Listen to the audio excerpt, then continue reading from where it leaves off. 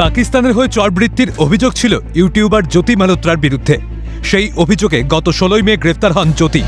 তারপর থেকেই বিচার বিভাগীয় হেফাজতে রয়েছেন তিনি। তবে শুধু জ্যোতি নয়, পাকিস্তানের হয়ে চরবৃত্তির অভিযোগে দেশের বিভিন্ন প্রান্ত থেকে বেশ কয়েকজনকে গ্রেফতার করা হয়েছে।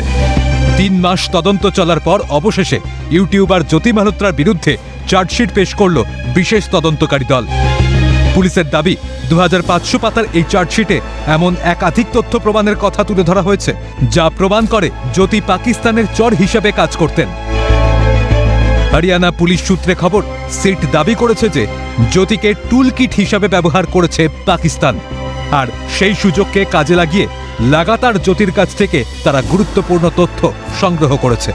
সিটের আরও দাবি, জ্যোতিও পাক এজেন্টদের সঙ্গে নিয়মিত যোগাযোগ রাখতেন। পাকিস্তান সফরের সময় এজেন্টদের সঙ্গে জ্যোতির যোগাযোগ ছিল। তার ফোন থেকে উদ্ধার হওয়া তথ্য কিন্তু সেদিকেই ইঙ্গিত করছে। চার্জশিটে এটাও দাবি করা হয়েছে যে দিল্লিতে পাক হাইকমিশনে কর্মরত দানিশ আলীর সঙ্গে নিয়মিত যোগাযোগ রাখতেন জ্যোতি। তাদের দুজনের কথোপকথনের তথ্য পুলিশের হাতে এসেছে। তবে শুধু দানিশ নয়, পাক গোয়েন্দা সংস্থা ISI এর এজেন্ট শাকির, হাসান আলী এবং নাসির ধিল্লোর সঙ্গেও যোগাযোগ ছিল জ্যোতির। নাসিরের সঙ্গে জ্যোতির কথোপকথনের তথ্য উদ্ধার করেছে পুলিশ। প্রসঙ্গত, গত বছরের 17 এপ্রিল পাকিস্তানে যান জ্যোতি মালহোত্রা। সেই সময় কর্তারপুর সীমানা হয়েই পাকিস্তানের পাঞ্জাব প্রদেশে ঢোকেন জ্যোতি।